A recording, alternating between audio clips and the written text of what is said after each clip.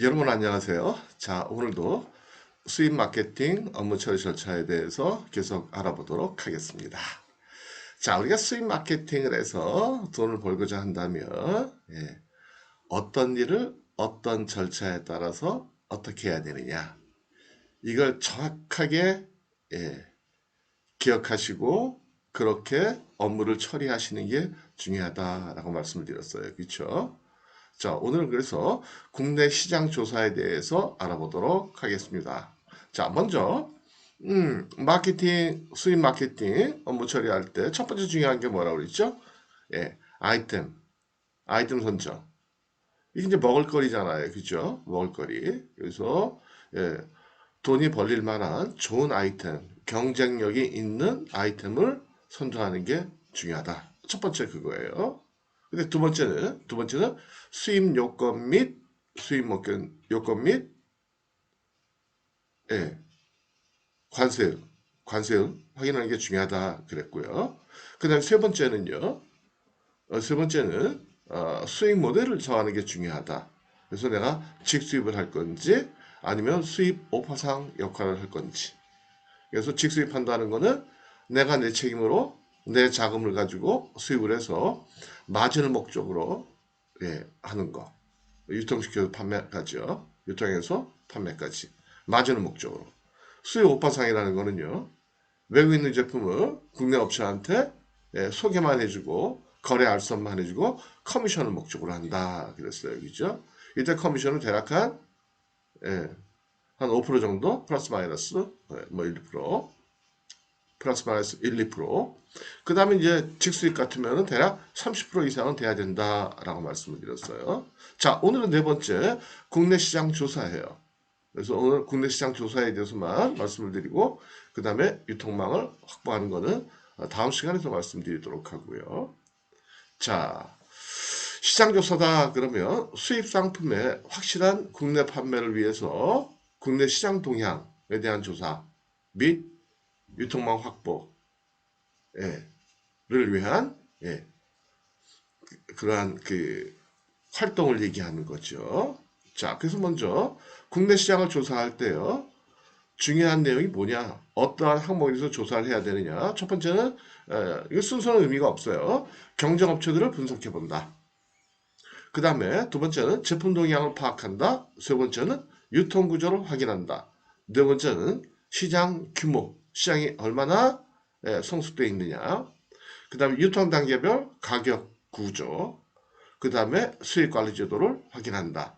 이 6가지가 중요하다라는 거예요. 그래서 이걸 여러분들이 꼭 기억을 하셔야 돼요. 반드시 이게 진행이 돼야 되겠다라는 거예요. 이 중에 하나라도 빠뜨리면은요, 뭔가 이렇게 나사가 풀린 것 같죠. 그죠? 꼭 줘야 되잖아요. 그죠? 그죠? 그래서 첫 번째, 자, 경쟁업체를 분석한다라는 건 뭐냐면요. 경쟁업체의 어떤 마케팅, 에 대한 내용들을 한번 정보를 수집하고 분석해보고 그 다음에 품목에 대한 조사도 해보는 것이 좋겠다라는 거예요. 그래서 이 경쟁 분석을 할 때는요. 국내 업체를 구분해서 조사하시는 것이 좋겠다. 경쟁 업체 분석은 국내 업체로. 그래서 국내에서 자생한 업체, 해외에서 수입하는 업체들 이런 것들을 구분해서 조사를 해보시는 것이 좋겠다. 그래서 뭐 회사 규모라든지 뭐 마케팅 방법이라든지 크게는 이런 것들을 쭉 조사해보는 것이 중요하겠다. 그 다음에 두 번째요. 경쟁 품목에 대한 조사 시 가격이나 품질이나 유통 채널 이런 것들. 요새 이제 유통 채널 그러면요 보통 크게는 온라인, 오프라인으로 구분을 하잖아요. 그렇죠? 그래서 온라인으로 어떤 경로로 어떻게 판매를 하고 있느냐, 오프라인으로 또 어떻게 하고 있느냐, 예를 들면 하이마트 이런 데만 납품을 하느냐, 코스코에 납품을 하느냐, 아니면 도매상, 소매상 이런 식으로 유통을 하느냐, 이런 것들을 여러분들이 잘 확인을 해보셔야 되겠다라는 거예요. 두 번째, 제품의 동향, 트렌드를 조사를 해봐야 되겠다라는 거죠. 예를 들어서 해외에서 만약에 핸드백을 수입해 온다. 그랬을 때 핸드백의 어떤 그 디자인이나 아니면 어떤 기능적인 면이나 아니면 소재나 아니면 뭐 컬러나 이런 것들이 나라마다 다르다라는 거죠. 그 제품이 해외에서 잘 팔렸다 그래서 우리나라에서도 잘 팔린다는 보장은 없다라는 그게 다 달라요. 그죠? 나라마다 사람마다 입맛이 다르고 어떤 취향이 다르듯이 국가별로 이러한 그 제품의 트렌드, 파퓰러한 거 이런 것들이 다를 수 있다라는 거예요. 그래서 제품의 특징적인 어떤 성능이나 규격이나 기능이나 원재료나 디자인이나 포장이나 색상 이런 것들에 대한 트렌드를 조사해 보는 것은 중요하다. 만약에 여러분들이 화장품을 수입하셨다? 달라요. 그쵸? 우리나라 사람들의 어떤 피부 타입에 따라 가지고 아니면 우리나라 사람들이 어떤 하다못해 병의 어떤 디자인 아니 병의 컬러 아니면 어떤 제품의 기능 그쵸? 뭐 미백이냐 뭐 이런 것들이 있잖아요. 그쵸? 주름살 완화 뭐 이런 것들이 다 다를 수가 있다는 거죠.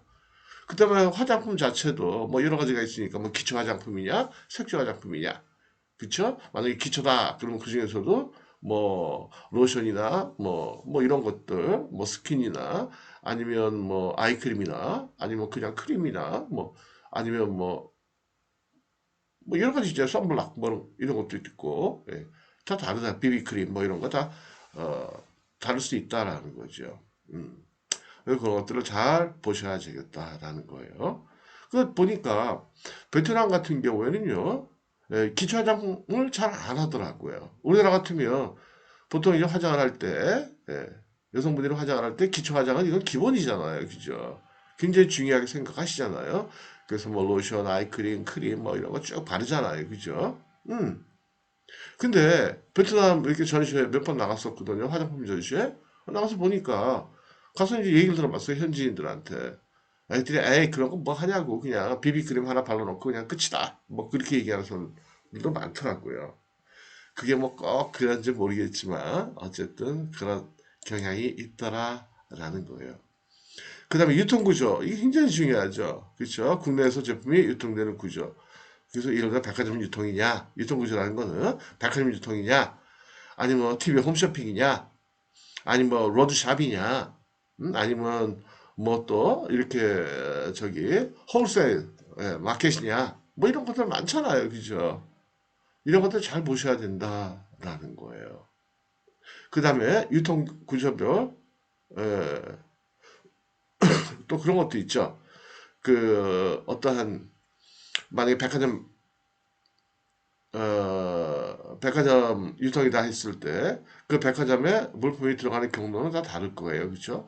벤더를 통해서 백화점을 들어갈 수도 있고 백화점이 직수입하는 경우도 있고 아니면 백화점이 무역회사를 통해서 그다음에 무역회사는 뭐 유통회사를 통해서 뭐 이런 식으로 이게 다 다르다는 거죠.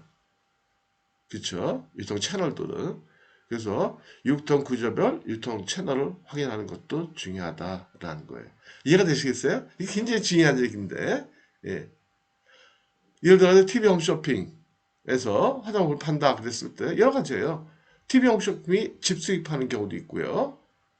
아니면 무역회사가 직접 참여하는 경우도 있고 아니면 무역회사가 유통회사에다 납품을 하고 그 다음에 유통회사가 하는 경우도 있고 아니면 벤더를 통하는 경우도 있고 이거를 많이 알수록 여러분들이 수입한 물건을 팔 수 있는 그 채널은 다양해진다. 경로는 다양해진다라는 거예요.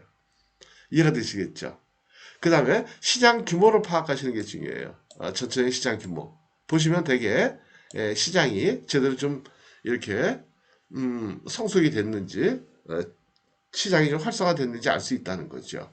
그래서 시장 규모가 너무 작고 초기 시장이면 사실은 진입하시는 게 좀 위험해요. 왜요? 대기업처럼 상관이 없어요. 자금력이 있고 인력도 있고 시간도 있다. 그러면 선점 효과라는 게 있으니까. 근데 그러나 자금력이 좀 부족한 뭐 중소기업이다. 그러실 경우에는 시장이 좀 성숙된 다음에 그렇죠? 들어가서 물론 그땐 경쟁이 좀 심하겠죠. 마진이 적어질 수도 있고 그러나 그게 더 훨씬 안전하다라는 거죠. 그렇잖아요, 그렇죠? 우리가 주식을 살 때 사고 팔 때도요. 이게 바닥에서 사는 건 힘들잖아요. 중간쯤에서 이제 무릎쯤에서 그쵸? 그 다음에 저기 좀 이렇게 그 거래량이 많은 그러한 제품들, 그 다음에 가격이 조금씩 슬슬 올라가는 제품들, 그러한 주식들, 이런 것들 사는 게 상식 아니겠어요? 물론 이제 상식이 잘 안 통하니까 문제지. 그렇게 잘 안 하다가. 예, 제가 항상 얘기하잖아요. 그죠? 예, 돈을 벌지는 못할 망정, 망하지는 말자. 그래서 중간 정도, 예, 그래서 시장이 좀 이렇게 형성이 됐을 때, 규모가 좀 어느 정도 예, 형성이 됐을 때, 그런 예, 제품들, 그때 시기적으로 그때가 들어가는 게 좋겠다. 그 다음에 유통 단계별 가격 구조, 이 가격 구조 확인하셔야 돼요. 이제 단계별로. 예를 들어 가지고 수입하는 가격, 그 다음에 유통에서 납품하는 가격, 그 다음에 도매 들어가는 가격, 그 다음에 소매에서 판매되는 가격. 이런 식으로 확실하게 알아보시는 것이 좋겠다라는 거예요. 근데 그거 알아보는 게 쉽지는 않아요. 그죠? 쉽지 않다고 안 하시겠어요? 그죠? 그렇잖아요. 그죠?